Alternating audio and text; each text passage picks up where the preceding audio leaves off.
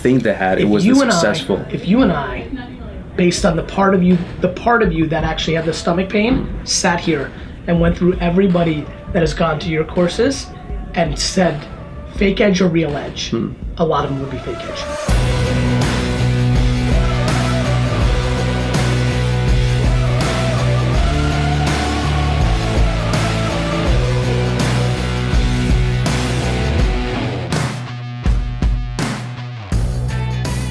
Welcome to the God, Money, and Sex podcast. We have here today a very special guest, Gary Vee. If you don't know who Gary Vee is, you gotta Google him, you gotta follow him on Snapchat, Facebook, Twitter, all the social medias that are out there, because this guy is a social media mogul. And today we are in Vayner's building, and I'm picking his brains about God, money, and sex. So we just finished a conversation, Gary, about the edge. Yes. Guys have the edge. And one of the things that I like about what you said is there's a fake edge and there's a real edge.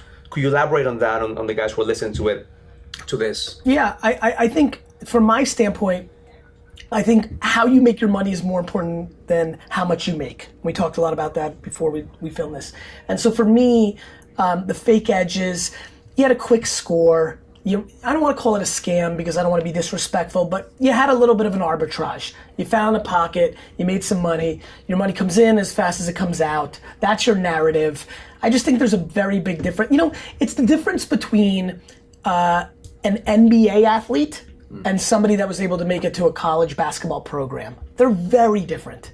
Like, you could be a starting player for an elite basketball program in college, Duke, and you have no shot to be in the NBA. That's a big difference.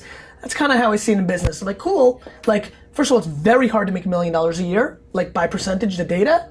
But there's a lot of people that make it in a way that I look at them like, pfft, you know what I mean? Yeah. So that's how I think about it. And then I think that's where we see that people lose the edge, especially men, they lose the edge because they have the identity based on the way they made the money. So when the market shifts and they don't have the capacity to make the money like that way anymore. I want to break down your sentence. I think a lot of people have their identity tied into how much money they made. I actually think most people don't tie their identity into how they made it. When I look at the ecosystem, I think nobody says, how much, when dudes are really peacocking, nobody says, this is how I made it. It's just a simple thing, like I make 2.3 a year. So what makes you determine the edge that you have over the rest of the market? Like, what gives you that edge that makes you certain that you're gonna win? Me? Yeah. I think it's chips on shoulders. I wasn't born here. I was 4'11" my freshman year of high school. That sucked. I love losing. I love the process. I know that I'm willing to get dirtier than anybody else. Like, that is absolutely the reason I'm winning. I'm just willing to get dirtier.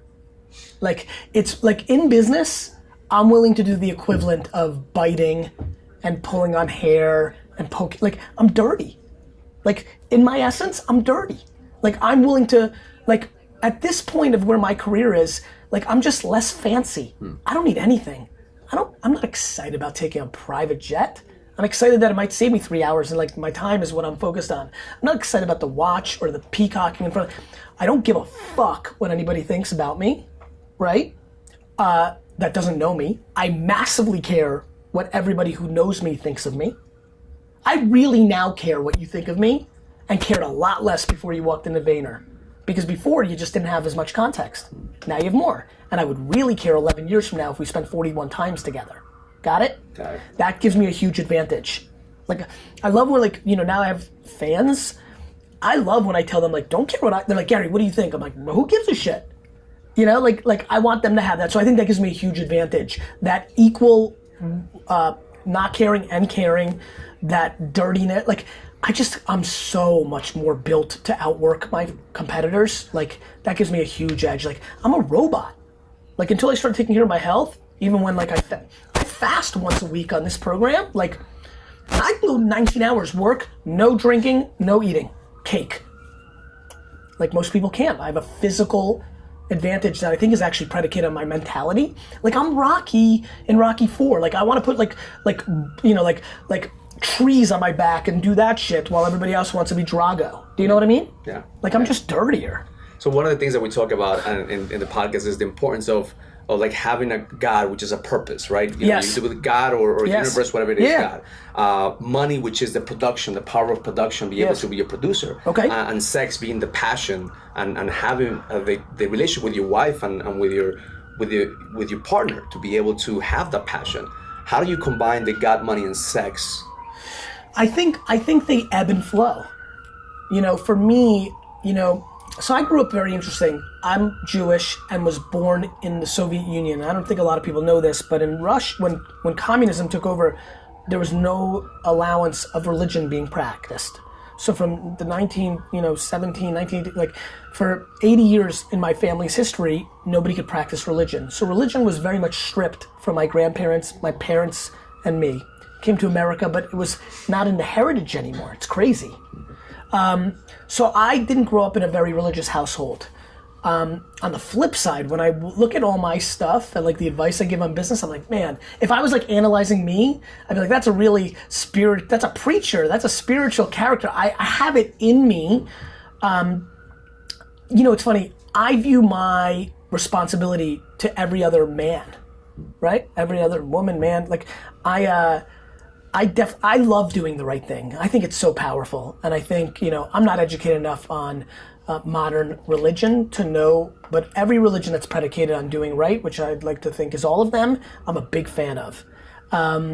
Sex, I think, you know, passion ebbs and flows in businesses and relationships. You know, I think every dude who's watching now, if they're with a partner right now, it would be lying if they didn't say the pent-up passion was far more, we're men, we're hunting. Yeah. When I was chasing my wife, that was far more interesting than 11 years later. And relationships over the flow, you catch a rhythm, you know, like different things. You know, I think they're all equally important. I'm not crippled by what I think a lot of people make a mistake on. Okay, God, money, sex. Okay, the right thing to do is a third. I'm just realistic that tomorrow it might be 59, 11, 30, 100, 0, 0. I'm not idealistic.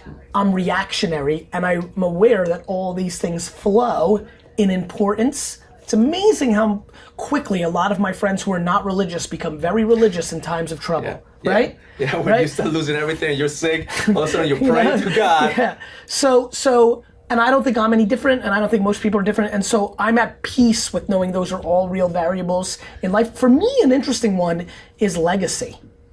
It's an interesting one for me. And I don't know if it's very vain, if it's the vanity, but I'd be lying if I didn't say that as I think of those three things, which are big pillars, that one really populated. It was funny when you said, I was like, legacy too. Like, it's amazing how much that also dictates my behavior. Money I love because it empowers me to do what I want to do for my legacy. Money is fuel for me. It's fuel. It's oxygen. It just allows me to do. I don't want to do things with it.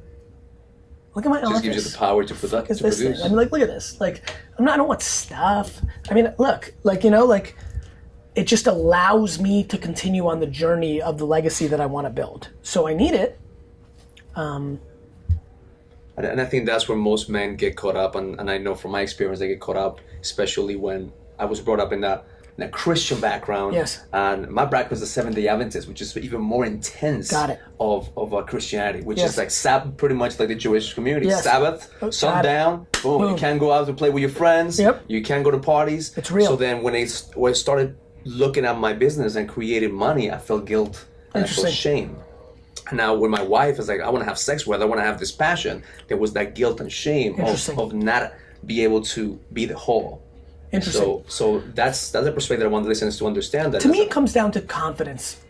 You know, once you feel whole in yourself, like one of the things that really works for me, I think one of the biggest reasons I don't need stuff is I've come to learn that stuff is an outward game. Like a lot of dudes have stuff because they want to peacock and present themselves, and that's what they want people to think. And I'm fascinated by that because I realize I just don't need that. Because once you realize who you are, I think I'm the best already. Love it, brother. Thank you. You're Thank you welcome, for man. having me here. Thank you for doing this You're welcome. with us. I appreciate it. So check out thenextlevelexperience.com if you're wondering what I do. Thenextlevelexperience.com, which will give you the edge that you need in order for you to go to the next level. Learn it, live it, experience it. Love life. I love it.